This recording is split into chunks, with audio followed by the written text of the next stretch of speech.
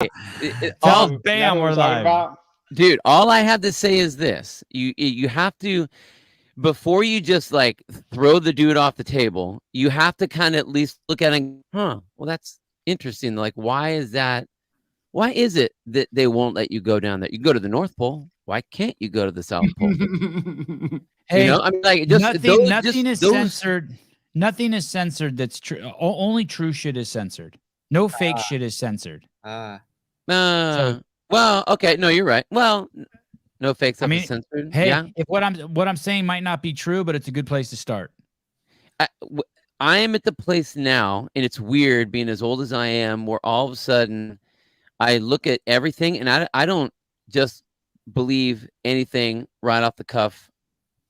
Like, this is the thing. Yep, they told me that's real, so that's real. It doesn't matter. It doesn't matter. I'll always sit there and go, well, let me at least see what that is, and just take a look at it with an open mind. You have to. Bill, let me present this idea to you, or all you guys. If you took kids when they were 6 months old before they could walk, and you gave them to a school, then the kids would come back. Sorry, if you took kids when they were 6 months old before they could walk, it would take less than one generation before people believed that kids could not learn how to walk unless you took them to school. It would take less than one generation for that to happen. So, I mean, today I saw 4 25-year-old guys walk out of Jamba Juice wearing masks. I mean, it's just fucking idiots are abound, brother. It's right. So, but here's the thing. But they're following what they were told. Right. Why? I mean, why? And the question is, why would the government lie to you? Right? Why would they lie to you? Sam, are you in your pajamas? No, not yet. Oh, darn. Ladies and gentlemen, we're going to cut straight to the chase. The champ is in the house. The champ who was on the top of the podium, on one of the hardest podiums in the world you could possibly get on, and then also ate one of the largest pieces. Look at her. Jesus, blimey, what is going on here? Look at her just roll. No shame, no humbleness. Just roll it up. And then had to consume one of the largest pieces of humble pie at the regionals the following year. Like, what the fuck? Like, everyone wanted her at the games, and it was a handstand debacle. Okay, here she is to get one of the second to last word on cuts. I had the privilege of texting with Sam. It's late where she's at. That's why I'm getting straight to the chase with Miss Briggs here. Miss Briggs, do you know everyone here? That's Mr. Spin from the Barbell Spin. Yep. John Young over there from John Young Barbell. And then the great Bill Grunler, who's just been around forever, owns CrossFit Inferno, the second best commentator in the history of CrossFit for ESPN, and a games athlete. Yep, certainly do. What's up, Sam? Okay. Bill, you were supposed to get all pissed off when I called you the second best of all time. Dude, I'm just gonna let you talk. You're doing your thing, dude. You have your opinions too. Already, Sam brings in $14. Sam Briggs. What time is it over there, Sam? It's just after 9:30, but I've got work tomorrow, so I'm going to bed straight after this. Sam, cuts, are they a good thing or a bad thing? What are your thoughts on cuts? I had the privilege of texting with you a little bit about the subject. Yeah, I think as long as the workouts are like correct before the cuts, then I don't see the cuts as being a bad thing. I mean, what we were talking about was 2010. They had cuts then, and that year they cut to the top 10 to do the final event, and I was in 19th, so I didn't get to do the final. And it was sitting in the stands watching that final event that made me like the realization of, like, I'm going to be there next year. I'm going to do everything I can in this next year of training to be in that final heat.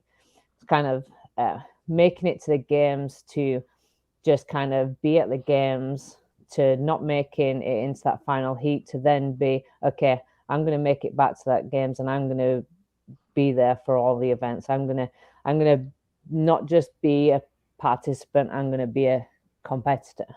If they would have let you in there real fast, if they would have let you in there, would you have messed up the field that was on the floor that got to take that? Would you have placed high in those? I don't know. Like, I think the finals that were that year, there were good events, but I mean, anything could happen. I mean, like, look at Rich Froning. He like was falling from the rope in that in that final event. So, I just think as long as the programming's like correct, the cuts in 2019, I was on the wrong side of the cuts and didn't make it through the last cut. And like a lot of athletes that didn't make the cut, we all felt like we'd not actually done anything. We'd not had any chance to kind of showcase what we were capable of. And then fast forward to 2021, and I didn't make the cut again, but I was completely satisfied with what I'd already done, the events that I'd competed in, and I was like, no, there's like, I didn't deserve to be in that next level. It's like those people that went through deserve to be there for the next stage. Whereas in 2019, it was more like, we've not had a chance yet to showcase anything. You've made these cuts, and there's so many athletes here that actually deserve to be like finishing the weekend, kind of thing. Were you pissed? In 2019, yeah. Yeah. Well, it seems like in 2010, you're like, yeah, it was a good thing. And in 2019, you said it was a bad thing? I think it was more like when the timing of the cuts and the events before the cuts. Because then they did the cuts again in 21, and the events that they had before the cuts and the timing of the cuts, it felt right. It was like I'd done the events that I'd done, and it was like when I didn't make the next cut, I was completely happy with like how I'd done. Yes, I was drinking a beer in the stands. I just think it's great. You guys went and got cut and said, screw you guys, we're going to go do a triathlon instead. So how about that? Because we didn't feel tired. You do all this like training to compete at the games, and it honestly didn't feel like we'd done anything. So we went out and we did a half Ironman. It was like, and then after that, it was like at a local comp. You guys went to a local comp after getting cut from the CrossFit Games. You're like, shit, we got some fitness to use. So you went to a local comp and did a half Ironman. Yeah. Her and Sarah. What? Sarah who? Sarah. Daughter? Yeah. Oh, shit. Wasn't Annie? Annie there too? Yeah. No, it was me, Sarah, Emma McQuaid, and Carmen Bosman. I would also like to point out that the year that Danielle Brandon was quarantined for an STD, Sam, and she had to run by herself. Sam also offered to run with her. With just raise your hand and be like, I'll run with her, or not an STD, a COVID. Sorry, COVID. I get too confused. and that was pretty cool, you Sam, that you did that. Why'd you do that? Like if you're gonna beat somebody, I always want to beat somebody, and it's fair and square. It's if I beat somebody or I lose to somebody and it's been even playing fields, then it's like, well, I've given my best, you've given your best, and whoever's the better has risen to the top.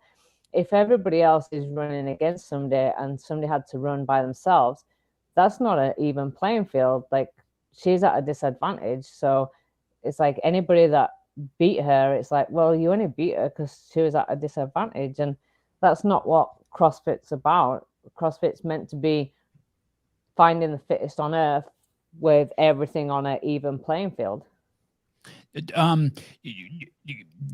Tremendously kind of you, since there's so much money on the line, and also since Danielle Brandon is so explosive. I mean, if I were to put both you guys in categories, I would say you'd be better at beyond 1,000 meters and she'd be better at shorter than 1,000 meters because of her track career. But let's go back to the cuts. Do you have any negative things to say? Have you heard anything to Dave Castro? Do you want to say anything to him like, hey, bad job on the cuts, or hey, good job on the cuts, make sure you do this? Or have you heard anything that's compelling on the side of the cuts are a bad idea that kind of made you go, maybe they shouldn't do them?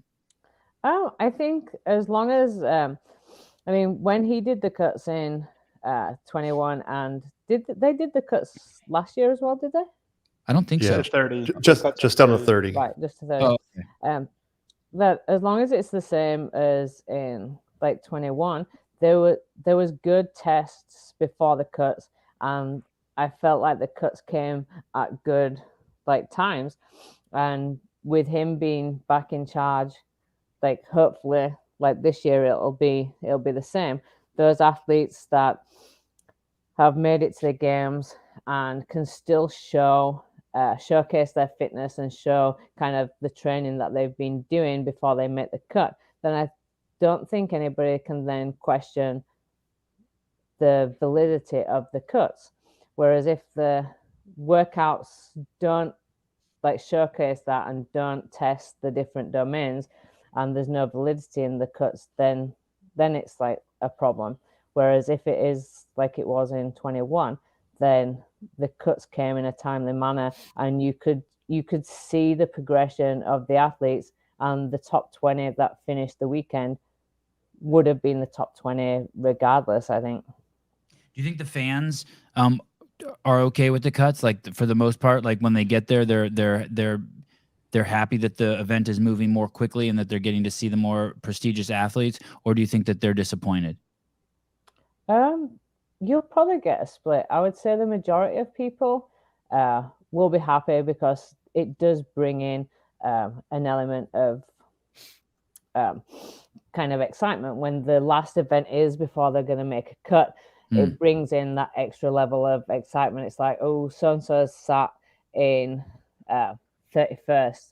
Are they going to make the first cut into the top 30? So it does add in that layer of excitement. But then you'll get the people who are the fans of those people that are in that cut line that will probably deem the cuts as unfair because they'll want to see their athlete compete all weekend. Yeah, that was my argument too. I like it because it's like there's if you do two cuts, then you basically have three finishes.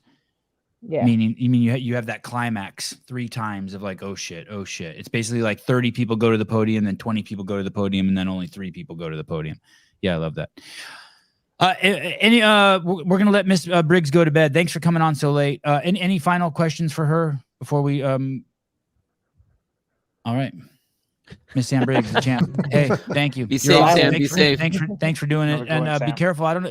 I feel I'm getting like a poltergeist vibe. I don't know if you know that movie, but with that open door behind you and that light. Yeah. I've got my dog protecting me. He's ready. Oh, perfect. All right. Sam, thank you very, very much. Well, are you going to be at the games? Yeah, I'm competing in the 40 to 44. Of course you are. And then I'll switch hats and I'm coaching Emma McQuaid then over the weekend. Sweet. All right. See you there. Okay. See you later. Bye. Sam Briggs. We were fortunate enough to have an article written by the man above me. Was it written by you? Yeah. Yep. I read it. Over at the Barbell Spin, taking a look at last year's games. It's at barbellspin.com. And the article is, what if the 2022 CrossFit Games had been cut to 20 athletes? And before we start, I think the caveat or the important part to contextualize it is you have to think that with Dave doing these cuts that the workouts, like Sam was saying, and like I think we've all said, have to be organized in a certain way so that you're not accidentally cutting out the champ, right? You can't have the first 6 events just only test one domain. Right. Yeah. I mean, so this is kind of an unfair look at it, but it's still fun. Yeah. I mean, I think the notion is you have to have the first half of the events be a full, well-rounded, thought out program to make the final position work. That's legitimate, but they programmed last year without that in mind. And so I was curious to know, well, how does that work? Like they gave themselves 30, all through Saturday before the cuts to have that full, well-rounded test.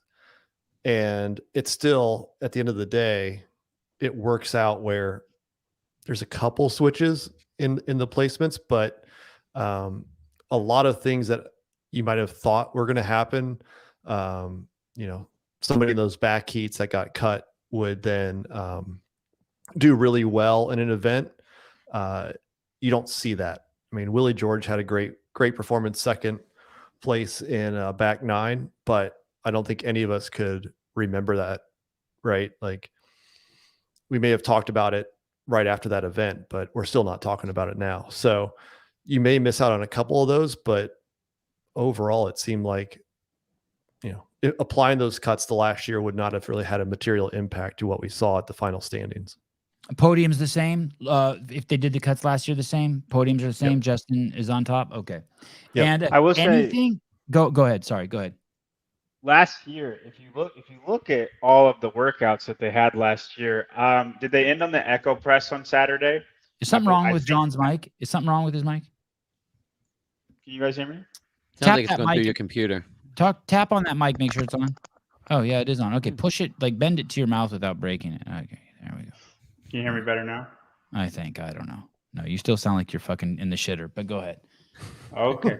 All right. I'm pretty sure Saturday ended on the Echo Press. Somebody correct me if I'm wrong, but I think rinse and repeat was in the morning. So if you look at all of those workouts before then, like where would the cuts be? It is a pretty well-rounded test. The first 7 events. You got bike to work, monostructural, shudder to overhead. That's strength. 300 pounds push presses are strength. And then you got running again, fast running with a mile, skill speed medley. That's all gymnastics. Elizabeth elevated, gymnastic, CrossFit. The Capital, which is a bit mix of everything. It's a little strongman vibe at the end. It's endurance until you get to the sandbag. Just ask Haley Adams if strength wasn't involved. And then you have the up and over, which is gymnastics, bunch of ring muscle ups, and Echo Press, which ended up being a strongman event because nobody could. Handstand push-ups, all the big guys were good at them. It didn't really hurt the big people, except Laura Horvath. It obviously still hurt her. But if you look at all those events, it is pretty darn well-rounded, even if they didn't have that in mind. So as long as it is like that again, it's fine. Bill, have your thoughts on the cut changed at all in the last 2 weeks as you thought about it more, molded over more? Last week, I'm still not I'm not a fan of it, and I feel that especially now when you have the open, you have the quarters, you have the semis, we've done so many cuts already that I just feel we make a big deal about the top 40 that we have there, and that's why I asked Sam that question when she said in the 2010 if she would have felt that she would have done well in that particular event. I mean, that if it's a strength event and John gets cut and all of a sudden he could have mixed it up and he could have been in the top, that would or has the potential to a leaderboard. And I just feel that these athletes deserve to have that chance to get there.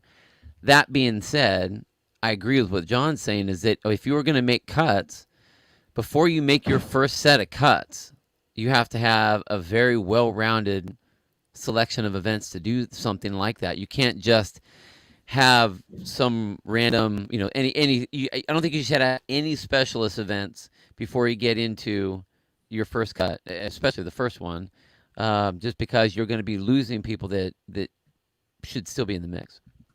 If anything, it hinders what you can program a little bit because you can't have specialty events. Right. Well, I don't think it hinders it, but I mean, it definitely gives you some lanes for sure. Do you think it hinders? I've said you can't do any, like, they always have a swim in the beginning. Typically, they always have a long endurance event in the beginning. Like if they have they'd have to have a straight up max out event if they're going to have the long endurance event, which they always do first thing. And I understand why athletes recover. It's hard to throw that in the middle of the games, right? So it has to be in the beginning. But then you need a straight up strong event and a 30 ring muscle ups per time. Like you have to have those. So 3 basically one modality events. Good job, Cave. And then a couple CrossFit events in there. I just think it hinders what you can do. In order to not hinder you as much in the back half. I think that when you go to have those, I think it's more appropriate to have the more specialist, kind of outlandish, kind of really cool and creative events. Once you have whatever people you're going to have in there, I don't think you need to have those. I don't think you should have those in the beginning. I know, just like we said, I agree What with about the endurance part. 2018 far was as- beautiful. They had the marathon row, Right. the CrossFit total, and 30 ring muscle ups for time. That was all on day one. Right. And I think you do those 3 tests, you know, the fittest the fittest will rise to the top with just those 3 tests. And they're How all many? So, specialty but they're looking events. at they're going to make their first. I don't think cut. Bill's argument though is that the tests weren't adequate for making the cuts. I think he was just saying there's been enough that this is what I heard Bill say. I'm paraphrasing a little bit. The sport has been around long enough and it's matured enough that all 40 deserve might not be the right word. All 40 have earned the right to be there and start to finish. I think that's what he's saying, right? That the sport's matured. The athlete in me, the coach in me. Oh, And okay. Well, honestly, that's honest, honestly, man. even Yeah, the fan in me, like I Don't would lie, rather don't see lie. all. I like just go with those first 2. Don't lie. Just go with the first 2. I think that I do agree with that, and the reason I think it's different, you know, a lot of people will throw in, you know, the 100-yard dash, or they'll throw in an Olympic type event or whatever, and those are one-off events. Like I get it. You don't need to have everyone run the 100-yard sprint 19 times and still have the same 40 out on the line running the sprint. I get that. But we have a multitude of different events that these athletes are there to do to prove that they are, within our definition of fitness, the fittest on earth. And if we're doing that, then put them all out there to do that, because I would hate to see something like in you know, Sam was a great example at the regionals that year, where here you are, you have the champ that comes back and can't make it in because she can't do handstand, a handstand walk. You know, I mean, like that was knowing she's probably going to be top 5 at the games if you just Right. let her in. right. That hurt. Oh, It's hard to let her. It's hard to do that though. Does that happen all the time? No, but the thing is that there's that chance, and so like I said, the first 2 of the 3 that we talked about, that Sevan won't let me add the third one in there. That's fine. yes. He's an athlete and a coach. The athlete can coach deep inside in him. Right. I would hate to see something like that happen. Now, I did listen to Dave's thing too, and I get it. Like I understand.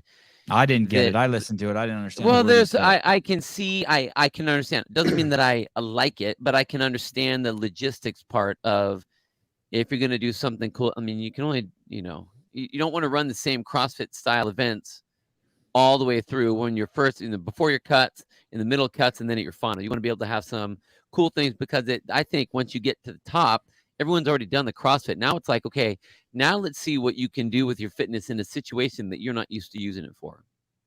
Before we hold you guys, before we go on and talk about my legless rope climb earlier this evening, I want to ask Mr. Spin, after writing the article, did your view on the cuts change at all? It did. It did. I was with Bill that they've earned their right, that by cutting them, you're not going to get the opportunity to see some of those athletes who have been cut, that to be able to show where they're strong at, like a Jake Douglas. If you put a sandbag event after he gets cut, you're not going to see that. And while that may be the case this year, you didn't see that last year, right? Like you didn't see some great performances that you just still remember now. And I do agree with what Dave said in his video, that it's going to shorten it up. I mean, you watch those first 2 heats and there might be some excitement to it, but I think 20 is the right number on a Sunday to keep the fans' attention for that time period, right? Like we're diehard fans, right? We want to see all 40 athletes compete. Not Bill. Bill's a diehard coach athlete. He's not even in the fan category. He's not 0. But 10, you take 10, people, 0. Got it. But you take people that are casual fans, or people that are just tuning in because they stumble across it on YouTube. They want to see those that are going to be the best of the best. And I think overall we're not going to miss out on too much, and it opens up some possibilities of really cool things that they can do after the cuts. Okay, so then why even have 40 go? Why did we have That's what I 7? said earlier. I mean, like, if I we're was making our let's just cuts, cut to 20. cut to 20. Because give them the opportunity to get there. No. You just said they had the opportunity to get there. Yeah. They already had that. They're going to get cut anyway. Hey, that's a great question for Dave. Why even let them go? That would if you did that, Medeiros doesn't go. Although Sam's argument and my argument would be the cuts are fun as a fan because they add a lot of tension to it. Because always there's that, you get that those people who are on the cut line. If we're talking about it, if we're talking about it as a fan, though, then you don't want to lose those athletes. You want their fan base watching. I like the emotional roller coaster. Maybe I having somebody that's a big name that ends up getting cut. That's a big story that we're going to all pay attention to and talk about. Okay, Young. Right. Final word from you. Go ahead, Mr. Young. Go ahead. I said you could just meet in the middle and then just let 30 go, and the people that we cut are from South America only gets 1, Asia only gets 1, Africa only gets 1, and the people that matter get most of their people in. And we know who's going to get cut. So why for the bring most them? part? If that's the case, then why bring them? Because of the athlete that surprises us and is a big talking point. You just said that, but just as you made it was really funny. Your article was spectacular, and me and Chase and Halpin actually did a show like immediately after that. It was really funny. We're like, oh, okay, cool. And Halpin did the whole spreadsheet, the whole deal, and saw all the same things. And it was, and even with that, it was like, okay, if they're gonna get cut and there aren't big changes, and there isn't the Willie George, I just took second in the event and no one's going to talk about it anyway, then why bring them? We can't be cool to them on one hand and then not cool to them on the other hand and then flip-flop and try the exact same thing. It's okay. Somewhere they're getting cut. Bill's just before. Right. Let Bill get the last word, please. No more cut talk. Souza, don't let Abigail Donut get away. She's going to try to push us after the games. Don't let her get away. We got to get her. Okay. Really quick, I want to tell you guys something. So 2 weeks ago, I started taking BPC 157. I had a fucked up bicep. I got it from California Peptides. Today, if you want to see me do my first legless rope climb in fucking forever, I'm not taking TRT. I'm not taking anything that has human growth hormone or any of that. I'm just taking some BPC 157 to heal the bicep. And I was watching the Buttery Bros today, and I was watching Katrin and Christine Kohlenbrander. Kohlenbrander looks insane, dude. She looks otherworldly. And I went out to the yard and did my first legless rope climb in I don't know, forever. But anyway, thank you, Sarah, for getting me turned on to that. And I'm stoked that she's been a sponsor for a long time, and I haven't used any of her product. And then finally, 2 weeks ago, I started with the injections into the bicep, and shit's getting better. So your strict it's muscle still up was way better than my rope climb. I think it was. My rope climb. What's wrong with my rope climb? My rope climb was cool too, wasn't it? I just think it was cooler. Cooler. Old school, sitting on the ground. Thank you. Nasty girl style. Yeah. Thank you. And in my wardrobe was better in the last one too. I looked like a Okay, let me get through a few more of these before we bring on the great Chris Hinshaw. I'm in favor of cuts at the right time, also in favor of minimum work requirement for each event. If you are looking for the best well-rounded athlete, this is how it's done. No one chime in. Don't you guys dare start fighting. Grey Ghost, thank you. Trina. Oh, Trina, it's been a while. Trina from Going Rogue. What's her Instagram account? Gone Rogue. I can't see. Sousa's saying something. I still can't see him. Okay. Opportunity Advance. Thank you, Trina, from Australia. Another Australian. Should do more shows at this time. Aaron, non-sponsored athletes spend too much to go there to not have the full experience, and competing against the field all weekend will help them overall. I'm not down for the emotional appeal, but I hear you. And thank you, Aaron. It's a beautiful, your sunflower is appropriate with your message. Very kind of you. Going Rogue with Sevan. Yeah. Fantastic account. Should have millions of followers. Lucky Camera Straps. This year's cut seemed like a good balance. Multiple days to earn your spot and still 20 athletes on the last day. So much better than 2019. All right. Can't say it's good yet, though. It's impossible to know until the event. Jesus Christ, guys. You can't do it. Just saying, sorry. My God. Said last word. He said last word. I just hopped in the last word. Tried to give the last word to Young, and then Mr. Hinshaw. How are you?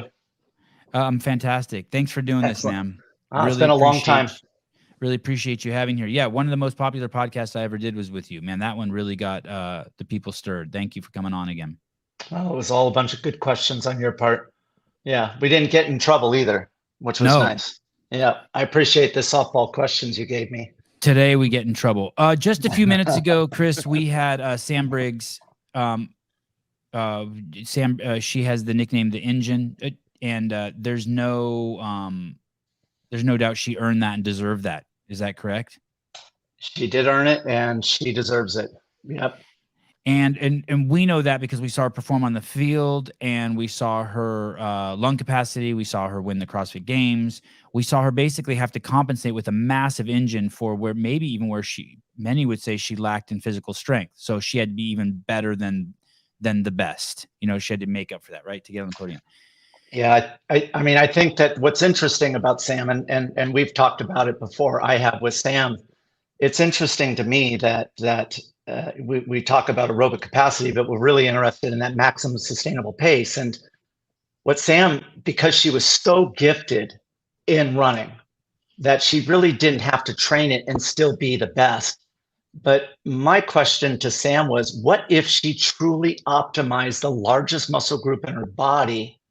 What would that have done for the other weaker parts of her body, such as her arms, her chest and back, those muscle groups? And that to me is what's interesting. And it made me realize that you got to look at the whole package as an athlete and where is their opportunity. And what is that muscle group, the largest muscle group, if she would have optimized the legs? The legs. So imagine if she fully optimized the development of her legs, then when this lactic acid, this acidity comes into the body through lactate shuttle, and let's say it comes in from the upper body, eventually it's going to go into the bloodstream. And the purpose of the bloodstream is it's just trying to find slow twitch muscle fibers to consume that lactate as a fuel. And when it does consume that lactate, it takes the acidity, which is the fatigue causing properties, and removes it.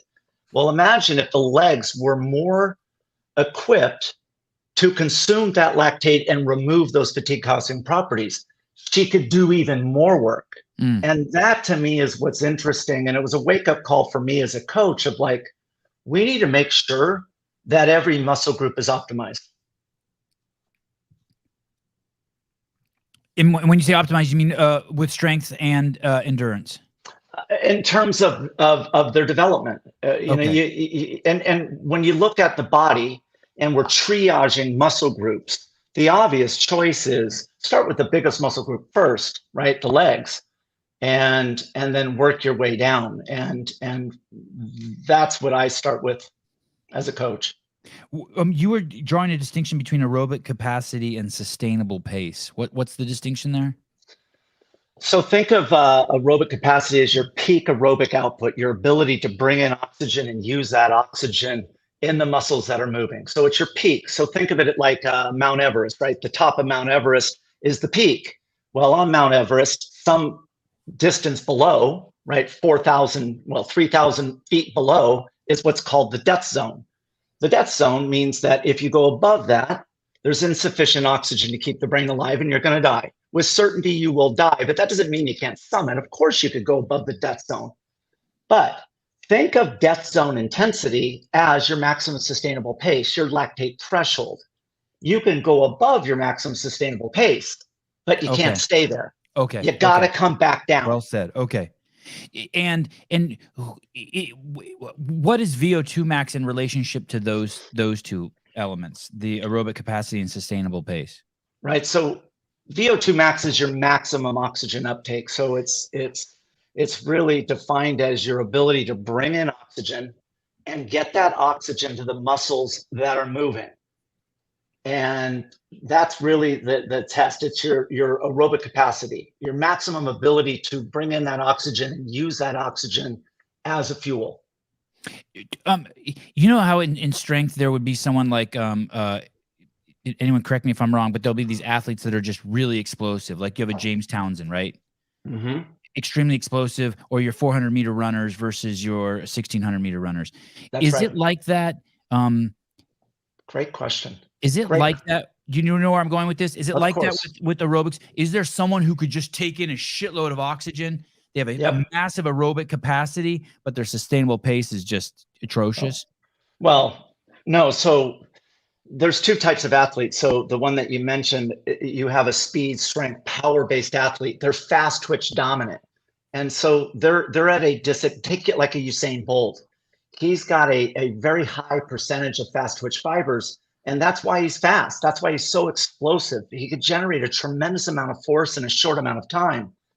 I'm on the opposite end of the spectrum. So I've had biopsies done in my arm and my legs, and I'm in excess of 80% slow twitch. I'm never going to be strong because of my genetics, but my ability to move and utilize oxygen is where I have a genetic advantage. What's unique about in the CrossFit space and what Glassman did is he created a sport for that person who's not born with a predisposition of being highly, strength-based or high endurance-based. He focused on the middle population, which represents 99% of the people. And the average population has a ratio of 50-50 fast and slow. But did you see where I was going with that? Is there someone who has there's anomalies out there. So the problem is that if you do not train something, then there is no take Rich Froning. Yeah. So Rich Froning's a good example. He walked in 2014 in 333. Why? Because they finally pushed him long enough where he just didn't have the aerobic adaptations. He just didn't have the ability to go long. He was highly skilled in the movement of running of maybe 1 to 2 minute time domain. And that was it. And so it exposed a weakness. And luckily that was really an opportunity where he reached out to me for assistance. And what is interesting is that in that first 12 weeks with him, he saw dramatic gains. Now, how do you measure those gains when it's inside your body? And that's where a VO2 max test comes in, is that it measures your engine. It measures your ability to move and utilize oxygen, and it gives you a defined data point on how you measure up with other individuals. How does it do that? How does it measure your VO2? So what you are doing is that you're testing the muscles that you want to test. So if you want to test the movement of running, you're going to hop on a treadmill. If you want to test rowing, you're going to test it on a rower. Remember, it's testing the muscles that are moving, their ability to extract that oxygen out of the bloodstream and use that oxygen as a fuel. So the way they measure it is they do an incremental step test on that piece of equipment where they gradually increase the intensity. So for Rich, what they did is on a treadmill, and this was back in 2015, where they incrementally increased the speed and the incline of the test as he progressed through. Now, what they do is they require you to wear a mask, and that mask is measuring your amount of oxygen that you're breathing in, as well as your carbon dioxide going out. And the computer system does the equations to give you real-time information as you're progressing through the test. What they do is they continue to increase the difficulty of that test. And as they do, your heart rate goes up. Why? Because your demand for oxygen goes up. And as a result for that demand for oxygen going up, your breathing rate goes up. They continue increasing the test until you no longer, in those muscles that are moving, can consume any more of that oxygen. And we call that a peak. It's not necessarily your maximum. It's a peak for that moment in time. And so let me ask you. That's the test. So you're telling me a VO2 max tests your muscles' ability to process oxygen? To process oxygen. Yep. And That's is there correct. a strong correlate between that and everything? Strength, endurance? No. Engine. No. No. What it gives you a good indication on is a time domain of 9 minutes and on. That's 9 what it minutes gives and you. on. Yeah. So remember, it's aerobic, and if we talk about like what you mentioned earlier, those speed, strength, power athletes, the ones, take Guy out of Brazil, right? Right. He is what we call a classic fast twitch dominant athlete. He is able to move extremely quick. His reaction times are solid because he's got a predisposition for fast twitch fibers. So a Guy, for example, he is going to do extremely well in short time domains. Where an athlete that has a higher VO2, when the time domains get longer, that's where they dominate. And that's what you saw way back in 2013 with Jason Khalipa, is that he worked on his neglected muscle groups. He worked on his ability to move and utilize oxygen. And as a byproduct of doing that, you saw a dramatic improvement in overall performance in longer, what we call endurance workouts. And Hey, also Chris. from Garrett Fisher and Neil Maddox. Sorry, go ahead. No, you're good. Go ahead, Bill. As a CrossFit, no, the normal setup, and they showed it up on the screen. The normal setup for VO2 max is that treadmill test. As a Correct. CrossFitter, since we aren't just always running, and we're using not just legs to work to drive that need for the oxygen, but everything. We're pulling weight off the ground, we're pushing stuff overhead. Is there a way to get is there a test that we could do to find a more apropos rating, I guess, for a VO2 match for someone like a CrossFitter? Or is that the only way we can do it, is you're going to run up the hill and are going to increase it gradually? No, you could test. So there's a device on the market today. It's a mobile device, and you can now easily test any movement. And so, I work with Jeffrey Adler, and one of the things that we have done repeatedly is checked his ability to move and utilize oxygen, his VO2 max, and multitudes of movements. So I'll give you an example. I'm not without any numbers. I mean, Sevan knows that I don't share those things, but imagine if you're on an echo bike, what are your legs' ability on an echo bike to utilize that oxygen and their efficiency versus the arms as a standalone versus arms and legs?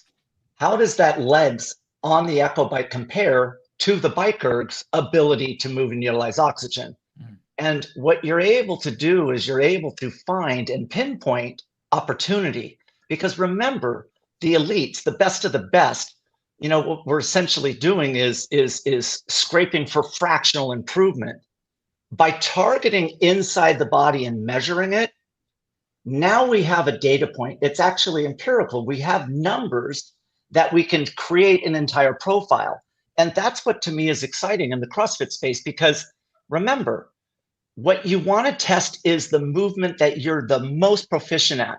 So if you're a runner, you test running muscles. A runner would never, ever, if they've never been on a rower, test the rowing ability, because the number would be garbage. But this is where a CrossFitter is unique. A CrossFitter has demonstrated VO2 max scores because of their development in their training protocol, where they are at these peak limits. And that's what's rad about a CrossFitter.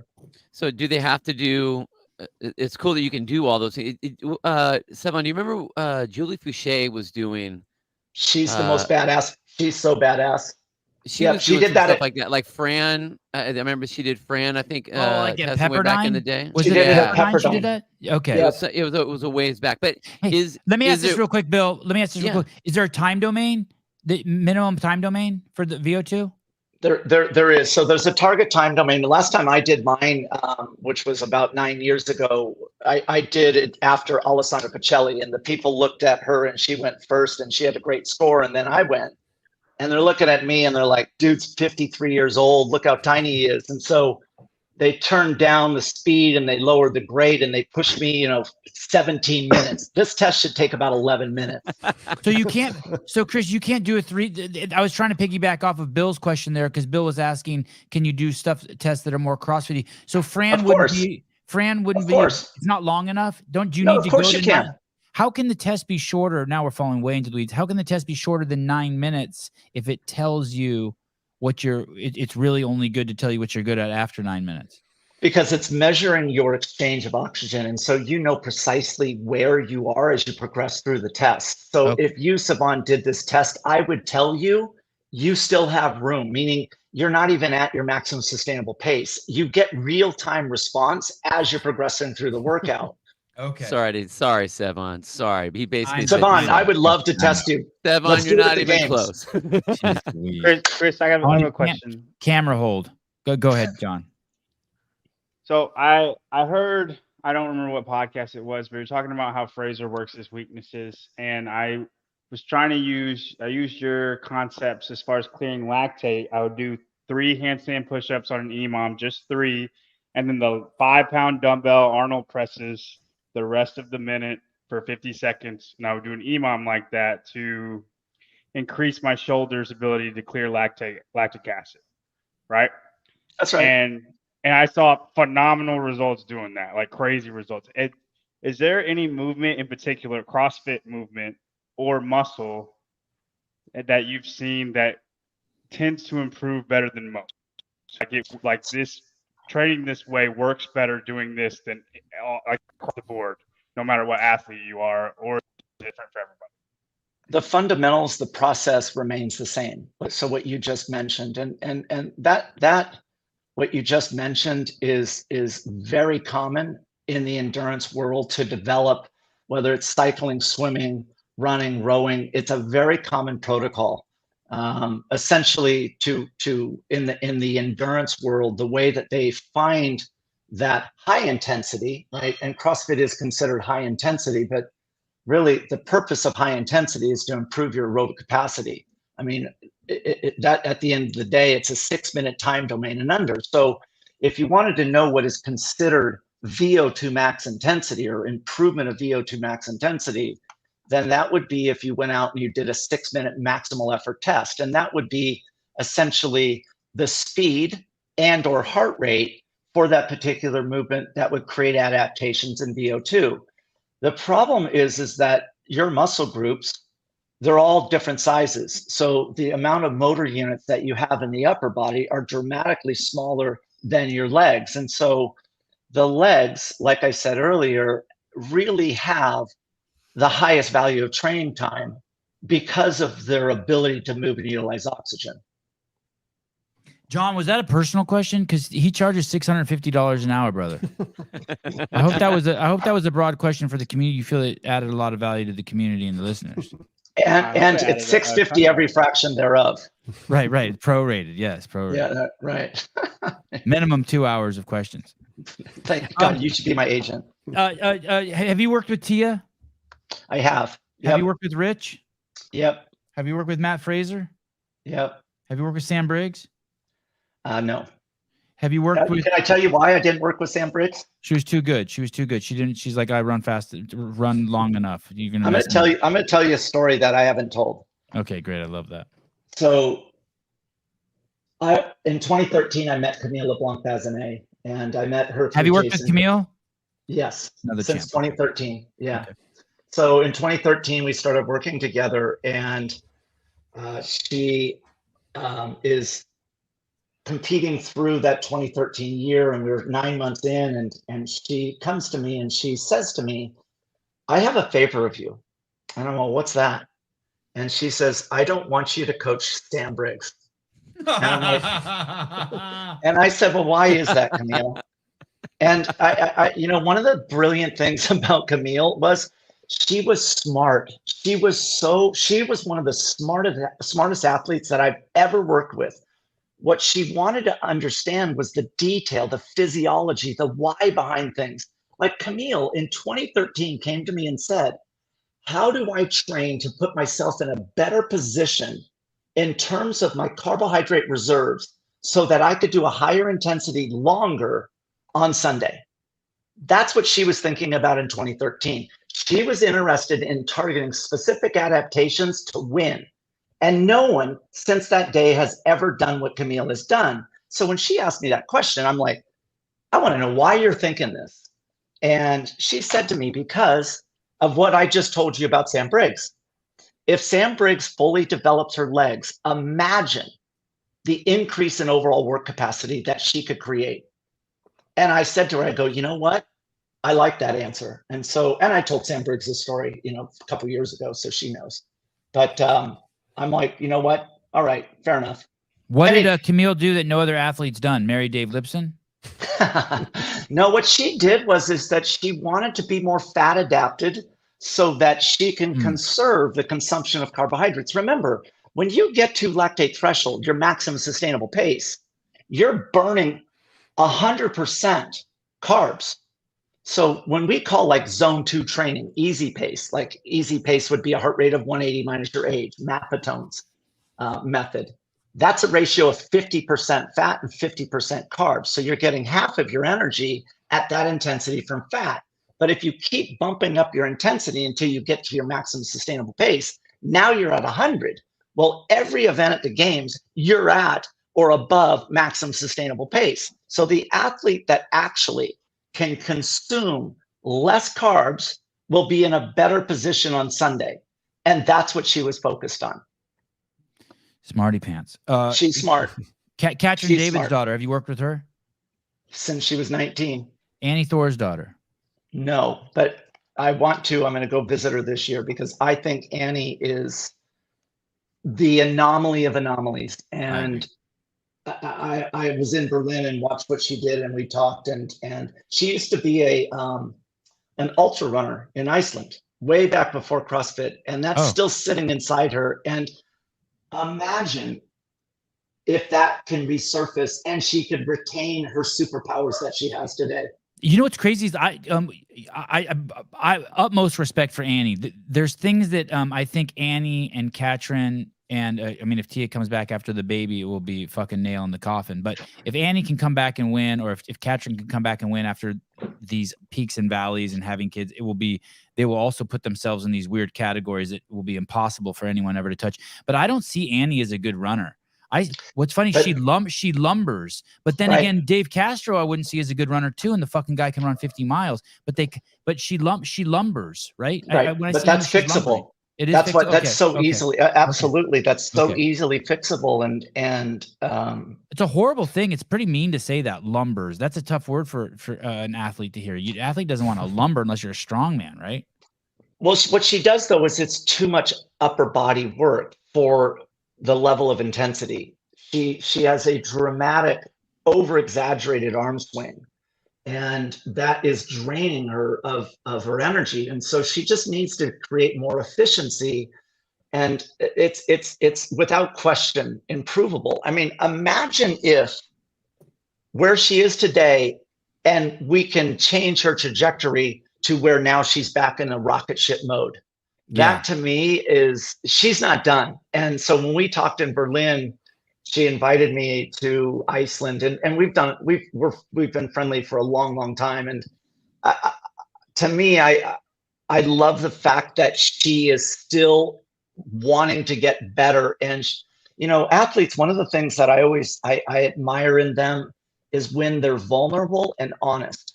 And Annie is one of those people where she has no problem admitting her and acknowledging her weaknesses and acknowledging the areas that she doesn't understand and reaching out for help. That is a rare athlete.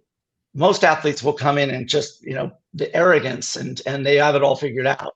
And those are the ones that are difficult to coach, if not impossible. Ben Smith, you worked with Ben Smith?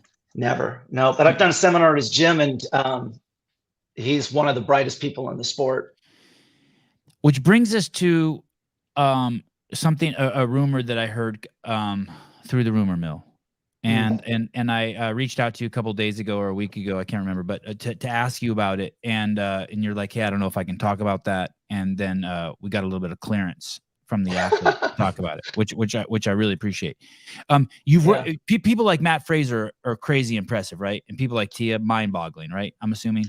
There's anomalies out there that you would think they're fast twitch, speed, strength, power athletes, but they have this incredible ability to endure. Like Jason Khalipa was able to run a 5:20 mile. Wow. And he could do a 6:06 2K.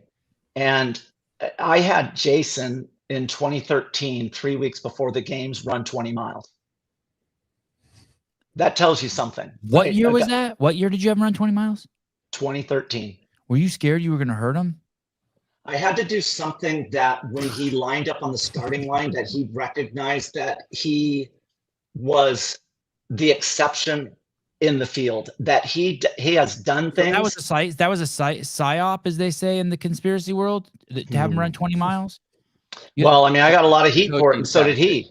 So that wasn't training for the body, that was training for the brain. Like, hey, once you knew that once he completed that, he would be because you have to truly believe. I mean, one of the things John Young wants to throw up. You heard 20 miles, huh, John? You want to throw up? I've run a marathon before, Sevan. Oh, all right. My bad. Without stopping, very slowly. All right. Good job. But it's a very delicate thing with games athletes or any elite athlete, is that a coach's job, when it comes real close to putting it on the line, that athlete has to believe when they line up that they are the anomaly, that they're the exception over everybody else. But you can't just throw them an easy workout and go, oh, you're going to do 10 400s on the track in 3 minutes. It's like, they have to believe that that workout is impossible and that nobody else can do it. And so remember, Jason Khalipa got dead last in every single endurance event from 2008 to 2012. He passed out in 2009 like a rock. He fucking collapsed. So is that a true story?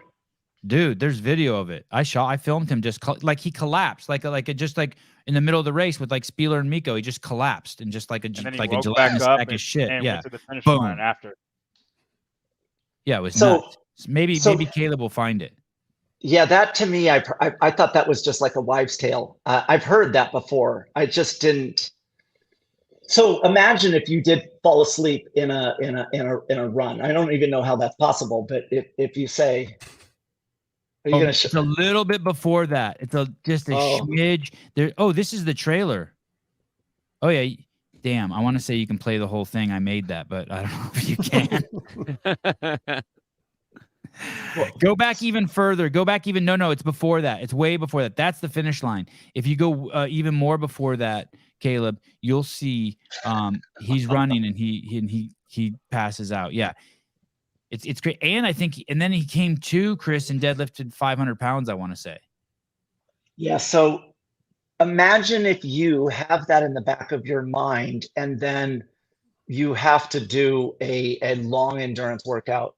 You're already gearing up to lose. And so I had to recognize, and he had to realize, that if he was going to get back on the podium, he had to prove that he did things that no one else was capable of doing. And the amount of grief that he took and I took back in 2013 of making him run 20 miles, it was so misunderstood.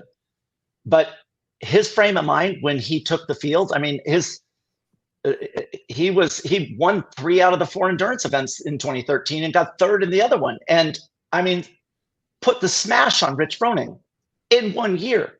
Yeah. That was an incredible start to the games for him and his training partners. Yeah. I mean, what he did with Garrett Fisher and Neil Maddox, with the 3 of them, and Miranda Oldroyd was in that group as well. I mean, they did things, and that's why, I look back on those days. There was amazing days that with an athlete like that to give you an opportunity, and that athlete was truly coachable, and then they deliver. And that's the key. At the end of the day, you still have to deliver. That brings us to the burden run that much sweeter. Say that again, John. Yeah, I said it makes the win on the burden run that much sweeter with all the crap that he took from running, and you too. I mean, and then he wins the burden run. It's like, oh my God, like who? I feel like everybody knew who Chris Henshaw was after 2013. Okay, so let me paint the scene here, Chris. This is they've run up the hills into the dirt, and then they've come back. And on the right-hand side, you see a guy with a cowboy hat, and he's pointing for the athletes to run. And you can see Caleb circling Jason Khalipa with the arrow. And so he's on the last mile. He's going to go out to the road in front of the ranch, make a right-hand turn, and then come back and do the finish line. Maybe the last 800 meters. And here he is. And you see him? And someone knows. Oh my God, he's going down. Yeah. Oh no, that guy doesn't know. That guy just ran past him. I thought that guy maybe knew. Now watch this. Watch it. Boom. Bye-bye. Lights out. Crazy, right? Wow. Yeah. So imagine that's in the back of your mind on the start of the burden run. And how do you shake that? And when he stood there on that line, I mean, he did a workout that was 10 by 800 meters before that as well. 10 by 800 with a work to rest of 1-to-1. And he averaged 257 for 800. As a matter of fact, CrossFit HQ filmed that. Valerie Voberl on that same workout, that was the last workout of the games for her that year. She crashed at the finish line. She did a somersault at the finish line. That's how fatigued she was. She fell forward and somersaulted across. Okay. Which brings us to one of the most interesting athletes, I think, in on the scene today, a second-year athlete going to the CrossFit Games. I'm a huge fan of hers. I'm hearing that you've been working with Alex Gazan. Yes. Yeah, and that her numbers are off the chart, that you're looking at something that's truly remarkable and special. That's where it's like when you're strong. Well, you can measure strength by doing a lift, but how do you know what your potential is from a cardiovascular standpoint? How do you know? And by getting a VO2 max test done, it gives you insights into that snapshot in time when you got your test done. Now, it's not to say that so remember, your VO2 is your peak. Once you reach your genetic limit on that, and everybody has a different number, and that's why endurance athletes they dominate, is because their number is higher. So once you hit that limit, then you want to keep your peak at that level. So with Alex, she's got a number. I mean, we talked about Julie Fouché. She was really, from a cardiorespiratory standpoint in her VO2 testing, the most dominant athlete that I have ever come across in 9 different movements. She was in 2015 when she popped her Achilles. I mean, she was going to win the CrossFit Games. Alex comes in. Shit, you think that, Hinshaw? I do. What year was that? 2015. Wow. Who won the games that year? Katrin. Wow. Okay. Yep. Yeah. Truly remarkable. Julie Fouché is one of the most talented athletes that I've ever come across from an endurance standpoint, right? The ability to move and utilize oxygen. All right. But Alex comes along, and one of the things that's interesting is that, she's 21, she's, getting close to 22 years old. She's young. Child. And when you take an athlete like that and you see their trajectory, and you see that, like, same thing with Jeffrey Adler. Jeffrey Adler, we've been working together now 2 years, and the same thing is that you can alter the trajectory of an athlete by improving their ability to move and utilize oxygen. And that's what you see with Adler, right? He's got numbers that are, I mean, you popped up Rich Froning, his are higher than Rich's. And Alex, being as young as she is, with her numbers, who's to stay where the end is? Are they the best numbers you've ever seen in a CrossFit athlete? In a female. They are. Yeah. So her VO2, and she said I could talk about it because, as you know, I don't talk about these things, but she has a VO2 of 60.2 milliliters of oxygen per kilogram of body weight per minute. Now, superior is 41. Okay. So it's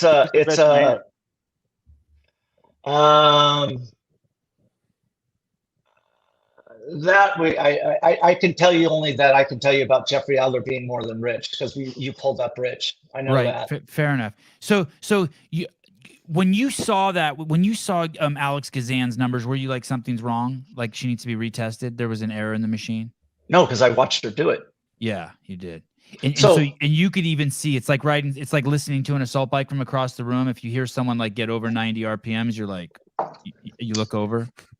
Well, so you're watching them as they progress through this test. And so when you progress through the test, they start you off walking, and then they gradually increase the intensity until you no longer can move. All right. And typically you'll hit your maximum heart rate during this test. And so as you're progressing through, you are seeing precisely where they are, and you know how much room they have. Well, for me as a coach, there's lots of other things that I look at without looking at a computer screen. So for example, your breathing. If you were moving, I would listen to your rate of breath, your demand for oxygen, and the frequency of that. And when you run, what I listen for is how many steps are you taking per complete cycle of breath? And every athlete, when they're in control of their breathing, meaning below at a speed slower than their maximum sustainable pace, they're taking 4 or more steps per cycle of breath. So as she's progressing through this, I'm listening for that, because a lot of times athletes are uncomfortable with being on air, right? They have a mask on and the nose is covered and they feel claustrophobic. And so they quit early, they quit premature because it's just uncomfortable. They're not familiar with it. And so I'm listening to give her feedback precisely where she is. Along the way, I know that her maximum heart rate should be somewhere in the at least 195 to 200 range. And so if her heart rate's down at 170 and her breathing pattern is somewhere around 8 steps per cycle of breath, I know she's got plenty in the tank. And that's what I'm listening for. I'm listening for these basic techniques to give her insights on where she is to make sure it's a good test. Wow. Nothing like 10-800s to start the day. So, Yeah. Chris, this is kind of a weird question, but are you her endurance coach? Is that? I am. You are her coach. So, but keep in mind, my relationship with Justin Cutler, he is the prime, and essentially I work for him. So okay. Like with Katrin back in the Ben Bergeron, I'm involved with Ben's really the lead and the prime. Right. But the relationship is one where I work direct, we communicate direct. We had a conference call today with Alex and Justin to talk about those workout results, and same thing. Yeah, there's always a head coach. She's kind of what we're getting about Gazan is she's a freak of nature. The 270 bench press is bizarre. It is bizarre. It's in the getting to. It's not just strong. It's like getting into something weird. And now this VO2 max is something else. We're not. The potential of this. This is the athlete to watch. This is a bona fide. Like This is She has everything. All the raw shit is there. And the threat is it's always about trajectory. Which athletes are improving? She grows too fast. No. It's about improvement. So a lot of athletes, they plateau. They just stop improving. And now what you're doing is you're swinging a pendulum over the food. And if it turns clockwise, that's better for you because you're trying to get fractional gains. There's really little opportunity. It's very difficult to squeeze out improvement because they plateaued. But with her, who she is today, she is going to be better tomorrow. Yeah. And that rate of improvement is what's terrifying. That's the thing. You see with Adler too. Right. And so improved every year. And that's what we were talking about with Annie Thorisdottir. Imagine you change the trajectory. As dominant as she is, and is she done? And the answer is, I don't believe she is nearly done. You can alter the trajectory of an athlete by going out and soliciting help. And that's what Alex did. Alex and Justin did that. Is Alex coachable? Really easily coachable? She's one of the, there's very few that are coachable. I've said this many times. I've had 10 coachable athletes in my day. Wow. And she's one of them. Yeah, she's good. Can you tell an athlete they're not coachable and they fix it, or it's harder than that? Hey, dude, you're not coachable. Normally what happens is I stop getting feedback and I delete the Google Doc. Bye. Chris, she's one of my favorites, and when I'm really kind of enamored by her. Right, she's got like this Great Dane quality to her, like like you see that thing someone walking a Great Dane down the street and everyone turns their head. I'm really enamored by her whole her ability, and it's good to hear that about Adler too. I just watched the Buttery Bros video with Jeffrey Adler, and boy, I don't know if his English got better or what, but he seems more confident and relaxed than ever. And remember that's where the coaching comes in, is that you're trying to prove to these athletes that they are an exception. And what makes Alex special is that, one, she wants to learn. She really wants to learn. Like the questions, that she asks is is trying to understand her results better. So I'll give you an example of that. She did a workout and it was 108 degrees in Las Vegas. And this workout had an active recovery piece in it, meaning that she had to jog at a specific speed and maintain that speed going into the next interval. Well, being 108 degrees, as she got somewhere around 20 minutes into this workout, her core was melting down. And she wasn't able. She's just overheating, straight up. She was overheating. And we see that all the time. We saw that with Annie and Car Webb at the CrossFit Games, right, during Murph. So that happens. But what she saw was her heart rate at intensity was the same heart rate at recovery. Well, today, during her 10x800s, it was dramatically different. And so she was trying to understand the rationale behind that. And the purpose she was asking was, what if it's hot at the games?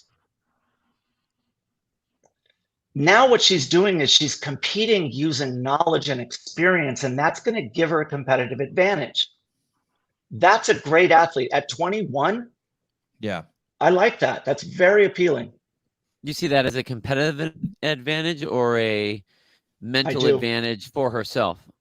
I mean, obviously, the better she is, the better she's going to be competing. But do you see it as more of an individual thing, or now that's a tool to use against the field? Yeah. So So as a competitive advantage, meaning it's an advantage that she has over everybody else. It's something unique to her.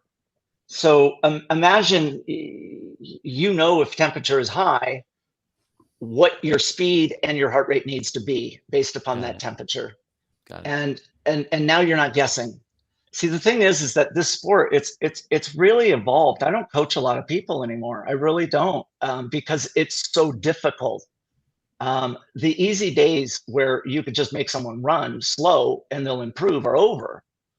And you have to have an athlete that is willing to accept the information that you're gathering to give them that advantage to maximize their own individual performances. Why is that? Are you saying because people are so good and the improvements that they need to make they're so high to the glass ceiling that it's hard to give people don't want to accept those fractional? Okay, interesting. Yeah, the top 10 people in the games are so close. They're so close.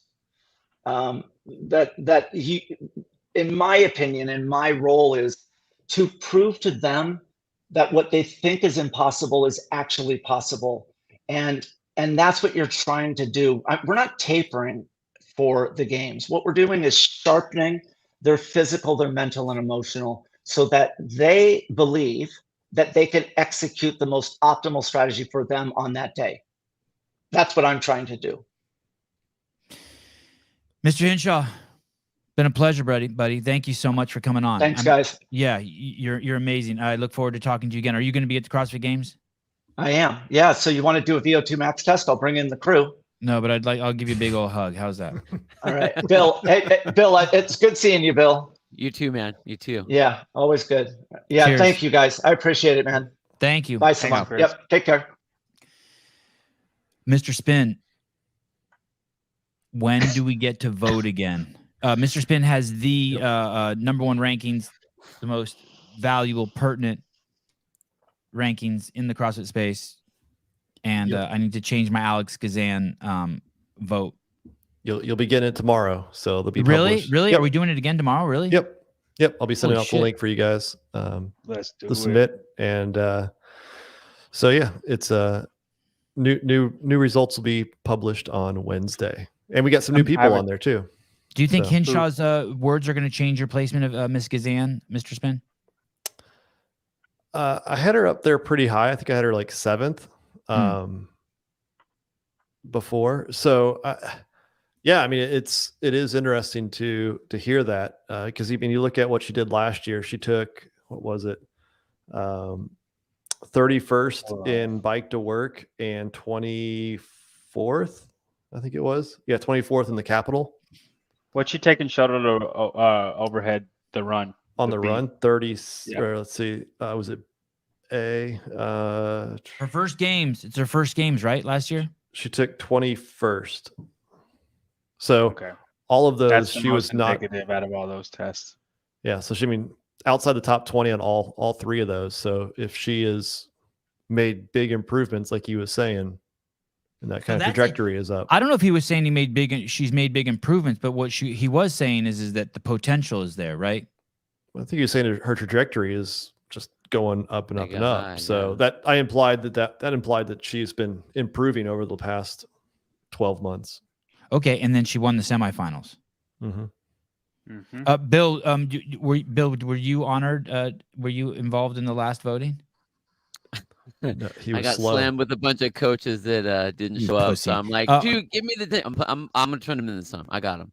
I almost had them done, but I didn't have them done in time. So I'll be in there. What do you think about Gazan? When you hear that, does that get you fired up? Because when I heard that, I was so fired up. Yeah, because I mean, watching her at the semis. I mean, I don't want to say that she did way better than I was expecting. I mean, she looked like a completely different athlete than when she was at the games. I thought, even based on the events that there were, looked pretty dang comfortable. And to know that there's a lot of holes that are being shored up, just like we talked about, the events that she placed outside the top 20 that were all endurance type events. I mean, that's gonna play huge for her. And I think when I had her and Kotler on, they may have said at one point she was so down she didn't think she was going to make it. Like like after she shit the bed on one of the events and was crying, and Kotler told her to get her shit together, and she did. That's cool. And now she must believe winning the semifinals. I mean, that's that little bit of belief that he's talking about, right? That's the belief piece. Well, then that, and then all the carrots that either that Chris is putting out in front of her. I mean, dude, give me a break, dude. 10 800s. Fuck that. Gross. Is this true what he's saying? Also, she tested 4 workouts from last year's games and got 3 first places. Now, I know it's testing him in a vacuum, but that's fucking crazy. Yeah. Well, what were the workouts? I'm curious, right, which ones. They may be. Yeah. Don't ruin the folklore, Young. Would be the Don't ones If ruin it's the not folklore, like Young. to work the Capitol shuttle over, it's to be like cable climb workout. Tell me she won. I already know she's going to kill those workouts. John, what are your thoughts after listening to Mr. Hinshaw talk? Any thoughts? Your thoughts on Gazan change?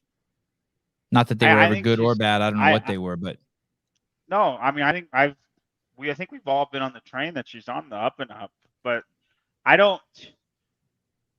have her 11th or 10th, I think, in the ranking, and I think that's appropriately ranked. She was 21st last year, 10 spots, top. Like, I think she'll make a push for the top 10. I think that's huge. If she does better than that, I'll be surprised. But that was already a really big jump.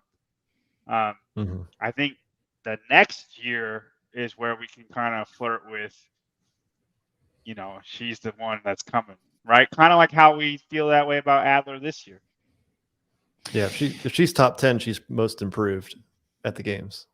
You mean this year, Spin? Yeah, if she ends up being top 10, she's probably the most improved this of the athletes coming back. It's hard for me to put her better than that, though. And that's the hard part, is when you think about like the tiers, right? Like the top 6 appear to be on that kind of separate tier from everybody else. And so, like, can she run up to like that 7th spot? But how hard is it going to be to get into that Gabby, Emma, in the podium? Like, that's a big jump, right? The comment of the evening goes to Marco Calderon. Very interesting. 2 thoughts put adjacent to each other. Alex is a monster. I walked by her at semifinals. I ate 10 tacos that night.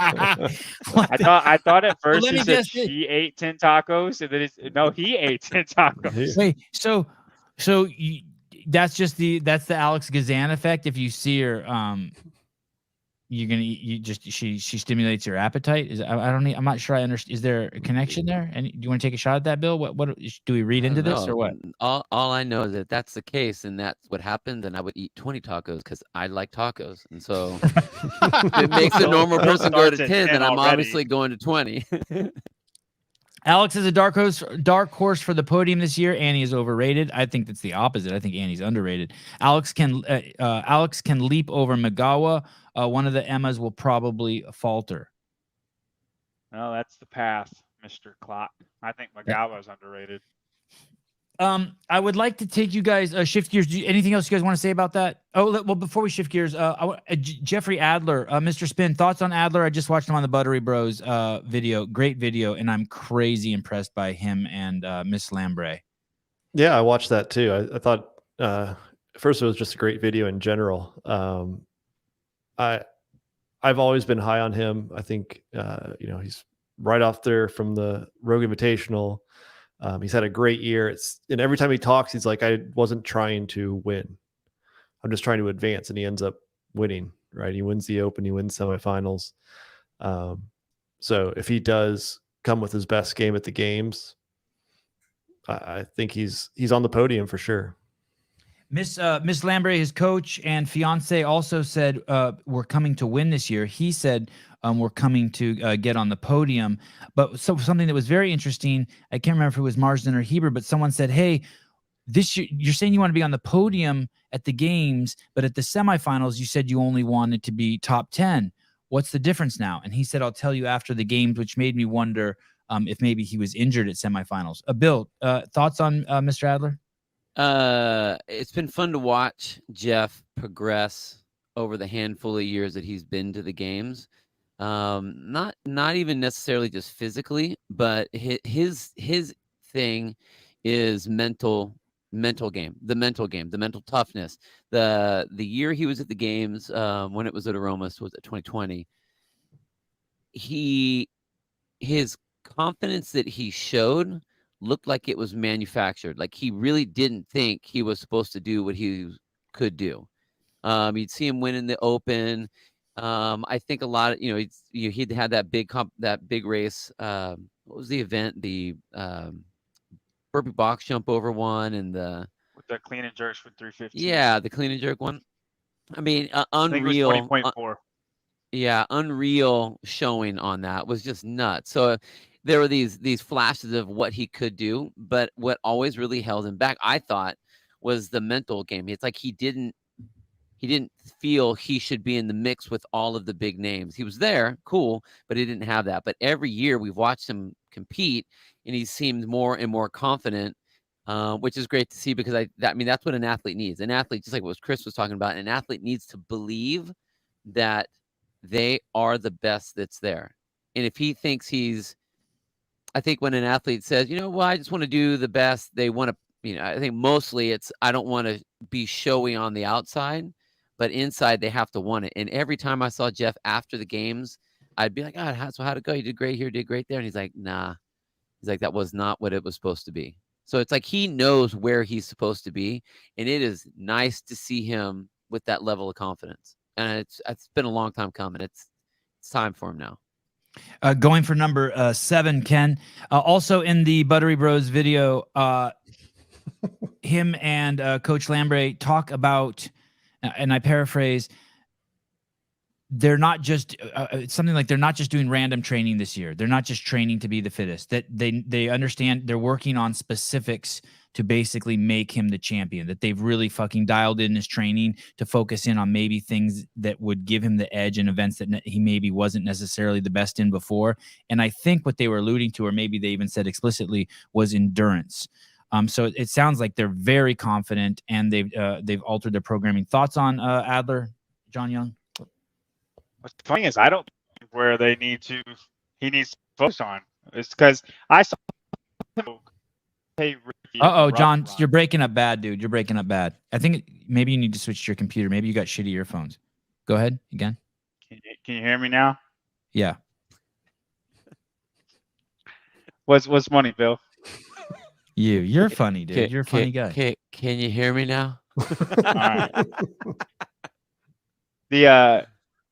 When he overtook Ricky in the ruck run, Ricky Garrard at Rogue, I was thoroughly impressed. He doesn't need to work on endurance anymore. His running has improved so much. His endurance and his capacity has His capacity's always been great. He's always been strong. And I mean, he's been doing good in the endurance events. Where he doesn't do good when it's some weird thing that no one done before. He's very bad at adapting fly.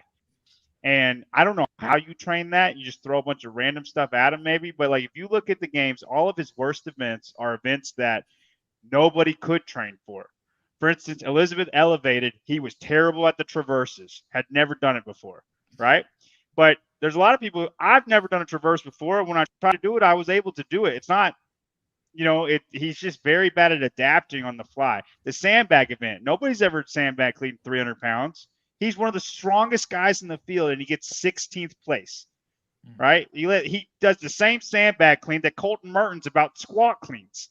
Like, you're the strongest guy in the Careful. field. Can you use someone else? Don't do that again, John, please. Thank you.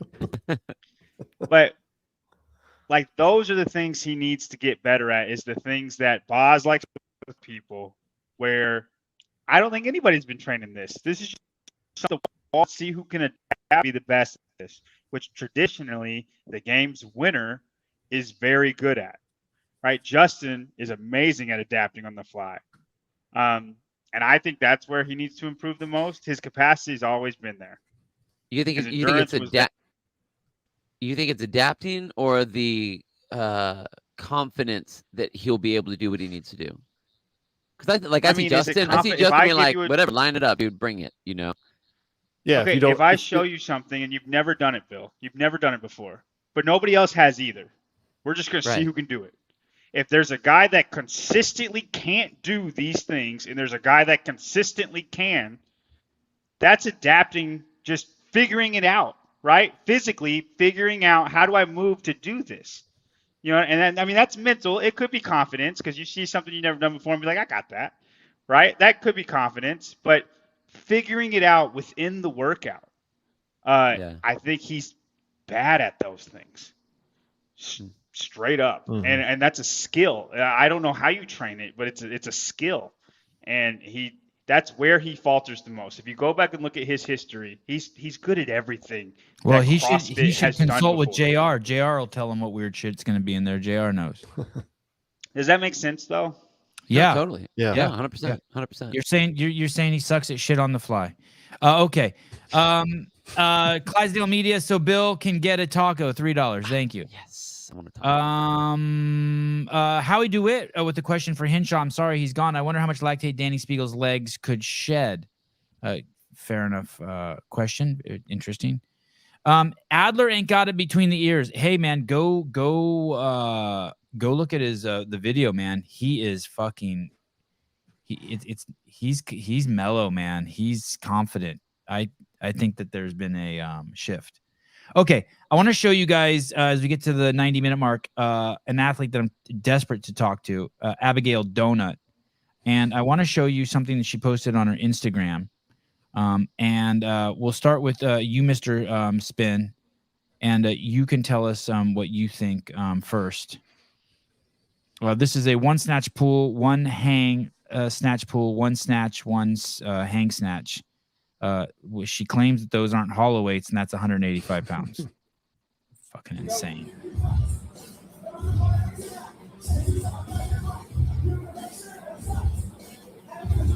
Go, let's do it. Yeah, let's go. Thank you, Caleb. I mean, she could surprise people with that type of movement there. I'm not sure too many people could do that. That's savage. Grunler, thoughts on the newcomer, rookie, right? I mean, if you have strength in your arsenal, then that's always gonna. Anytime you get a barbell in your hands, you're gonna feel good about that. So I think this is obviously playing, to her strength. I actually really like I like the drill. I like the complex because it sets her with two really good pulls before she has to actually get underneath the bar. So I like that setup. Mr. Young from the most relevant opinion in the panel from John Young Barbell. He knows how to make you strong. What do you think? That's impressive. I don't know why she only snatched 195 in the semifinal. Could be Interesting. timing. So explain that to me. You're saying that this is 185 and she's doing some sort of complex with it that her max should be more than 10 pounds over that? Yeah, I mean, essentially she's doing a double with the snatch, right?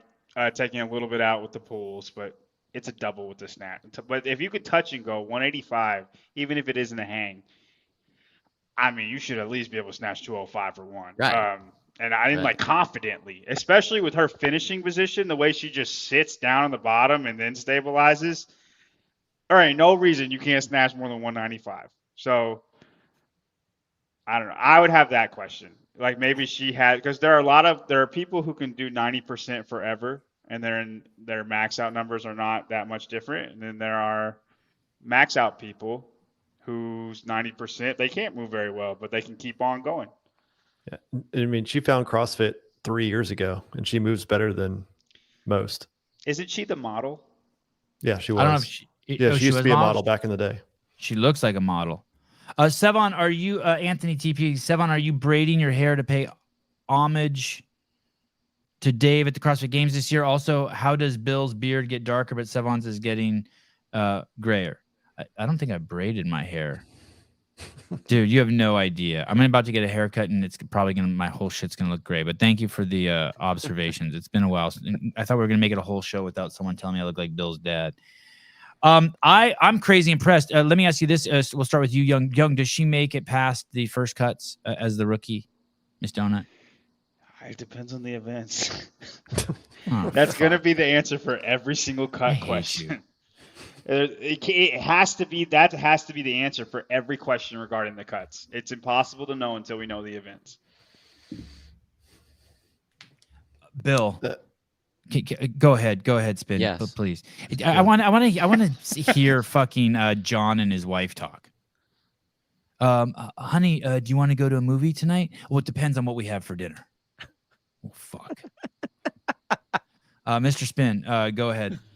I think she does. You do think she does? As a rookie, she makes it out of the in the top 30. I don't know if she makes it to Sunday on the top 20, but I think she can make it through. I mean, I don't want to be. I think again, just listening to what Dave said, I think it's going to be a well-rounded enough events where there's going to be 6-7 scored events where we're going to get a good test of it. It's not going to be biased one direction or the other. I think it'll be close. I think she'll be one of those that's fighting for it on Friday night, but I think she can do that. Bill, would you like to weigh in? Or would you like to hide behind John Young?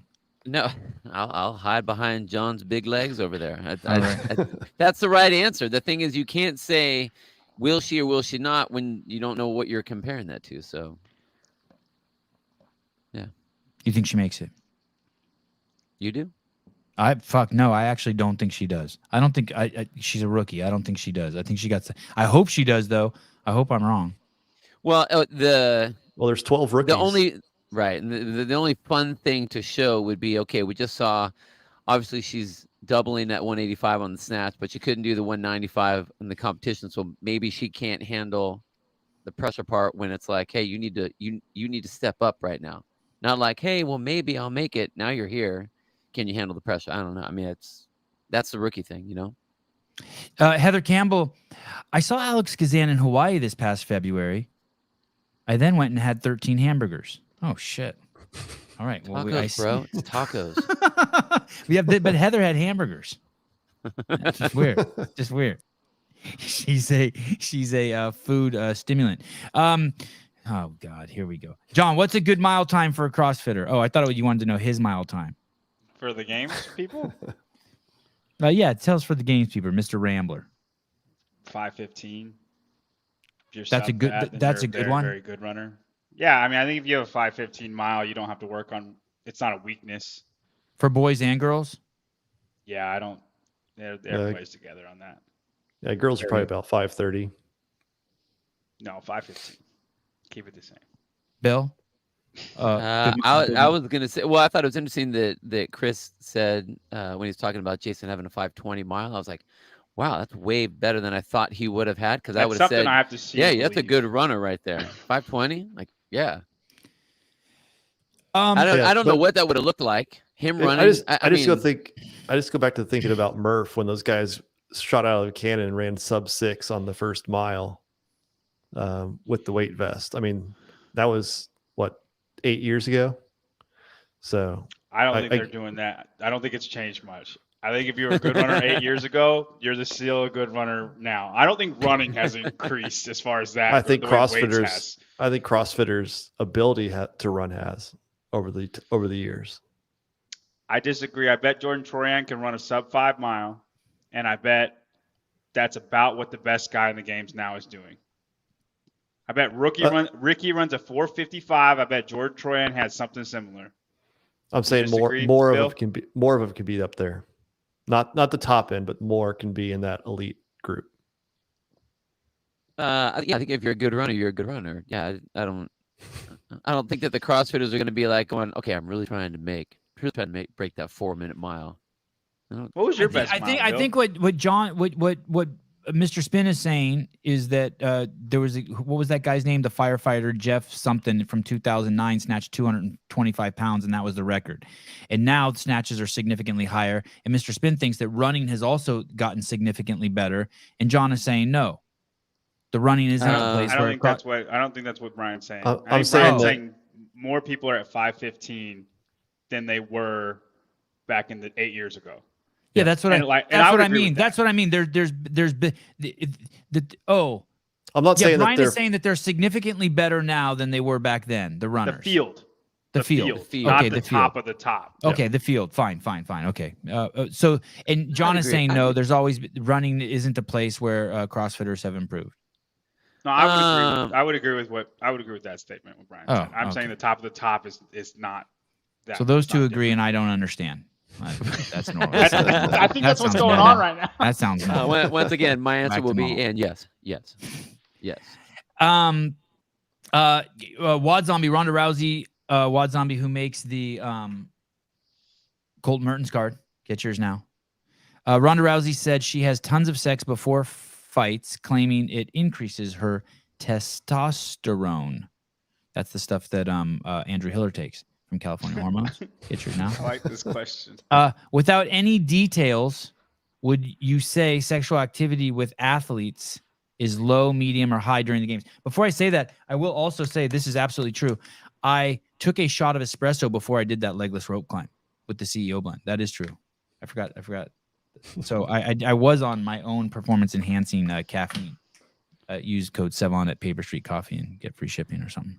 So fucking, you think that there's a lot of fucking going on? Would you say sexual activity with athletes is low, medium, or high during the games?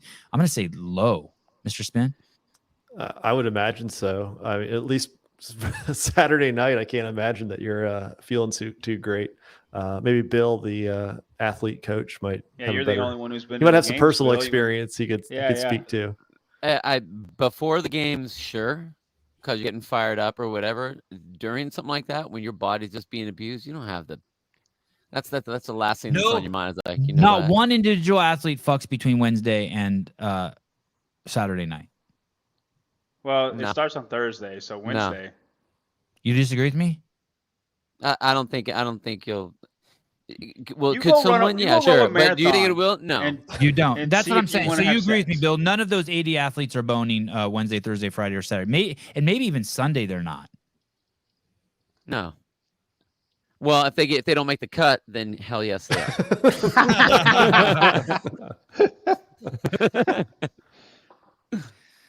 are. Great question. Thank you. I appreciate it. I feel like I should pay you for inserting that question. I do want to say this. I saw something interesting about the air quality in Madison. It sounds like that there is a serious air quality issue now with fires. I don't know if I found the best link for that, Caleb. I don't know if you could find something better. But this is Friday. The games start, I don't know, August 1st or 2nd or something like that. But they are saying that the air quality is poor there right now, and it's going to be poor until the 20th. I think you scroll down a little bit and I could read.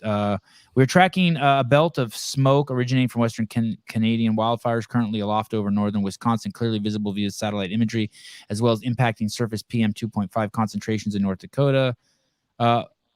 A statewide air quality advisor for unhealthy for sensitive groups will go into effect at noon Friday.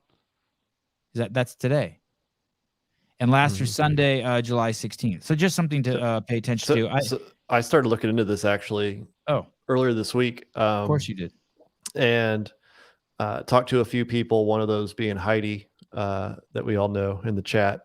And it was really bad a few weeks ago. It's not been too bad this past week now. The forecast, obviously, so it sounds like it's kind of fluctuating.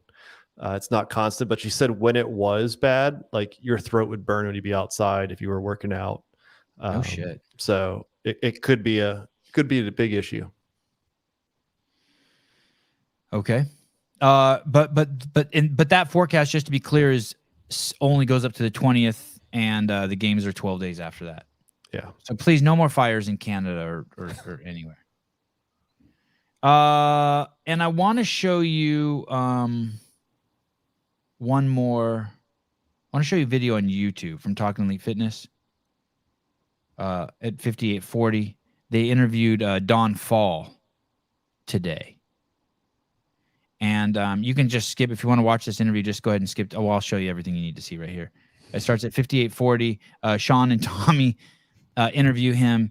It looks like I don't know where Don is. He must be in his house.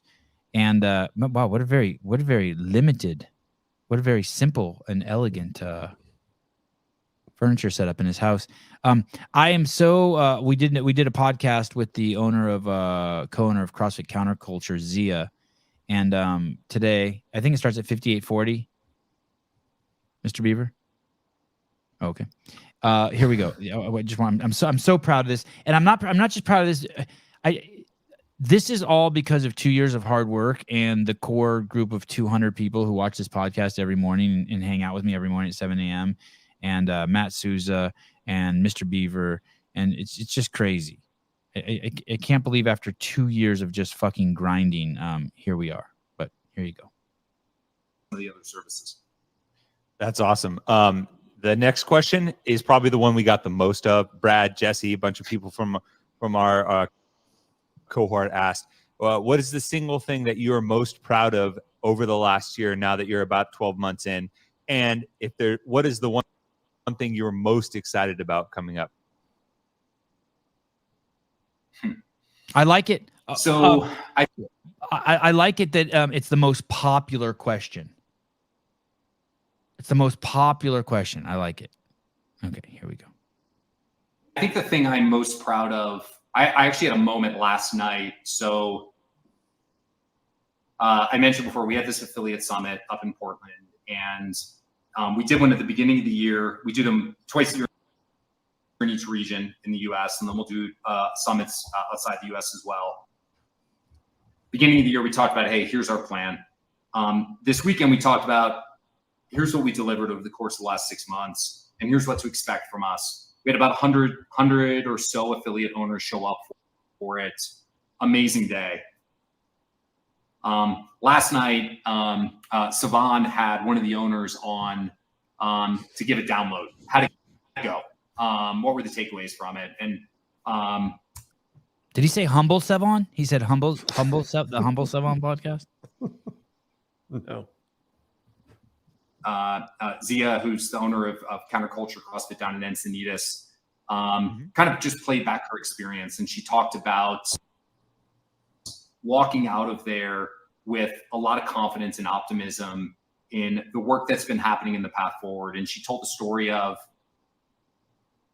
an owner. I didn't even know this. I learned this last night. An owner who walked into the summit intent on selling her affiliate and walked out saying, I'm really fired up with what's to come, and I'm not selling. I'm sticking around. All right. Someone said Sevi's half chub. That is not true. Three quarter. And I would go full chub, but my wife has rules. She listens to the show. I'm very proud of that. I'm proud of the progress we've made. I'm proud of it was not easy. My departure 2 years ago. I was unjustly fucking pushed out by idiocy, and to be working so hard and be contributing to the community for this long and getting a little bit of recognition from our Marine Recon CEO of CrossFit tickles my fancy. I will say, and for it to be, I appreciate Sean and Tommy for letting me share that clip, and I appreciate them for interviewing him and eliciting such an honest and sincere answer. And it is pretty cool that Don did go to Portland, which is fucking batshit crazy anyway, and go up there and do an affiliate gathering for West Coast affiliates, of which Bill Grunler is one, and that for one affiliate to walk away, or maybe many affiliates, but to have a story like that, oh my God, after hearing Don speak, I no longer want to sell my affiliate. Any thoughts, Mr. Grunler, I saw you choking up on your piece. No, I was just stretching. That's all. I think that's great. I mean, I get bothered and bummed when I hear that affiliates de-affiliate for whatever reason. I mean, whether it's a financial thing or a not feeling like you're part of the community thing, or you don't feel supported for some reason or whatever. So I don't know what was said that made her turn that around. That would be interesting to know, like, what specifics there were that made her go like, yeah, no, I need to stay in this game. But it's cool that that our lead can still keep our people fired up. I mean, that's what I loved about Greg, was I'd listen to him talk and I'd be like, hell yes. We're just doing that, what he just talked about, because that sounds awesome and I want to be part of that. So if Don was able to say something to keep her in and thinking that same thing, that's cool. That's really cool. Anything else you guys want to say, Mr. Spin? Yeah, I mean, I think we all want to know what was actually said that would be so inspiring, because if you go to the beginning of that podcast, it started out pretty slow with a lot of corporate speak, and then it slowly got better as it went on. If you do go watch the podcast I did with Zia, she gets into the details of what he said that got her fired up. But you're right. They asked in the beginning, I agree. That interview does start off a little bit slow, and you want to hear him like point to some like real details, right? And it does start off like abstract. Mm-hmm. Mr. Young, any thoughts? It doesn't even have to be about that video I just showed. On anything you want to say as we wrap it up here? Yeah, I think it's just cool that Don is listening. Yeah. To just media outlets. It's not like we're talking to a wall. I feel like sometimes it feels that way, and I don't know. It's nice that, like, even if our opinions mean nothing, it's nice that they're being heard by. I feel like we're all working to make CrossFit better, including the CEO. Ton of hard work being put in. Thanks, guys, for coming on. I look forward to seeing you guys again very soon. Mr. Beaver, thank you. Mr. Souza, thank you. Gabe, man, we're riding like BLM when Don hires Sevi and Greg Glassman back to HQ. Well, that's kind of it. Love you guys. See you guys tomorrow morning at 7 a.m. for a live call-in show. It's a locals only show. If you're just a periodic listener to that show, is not for you. Don't listen. That's right. Dish the good shit. Bye-bye.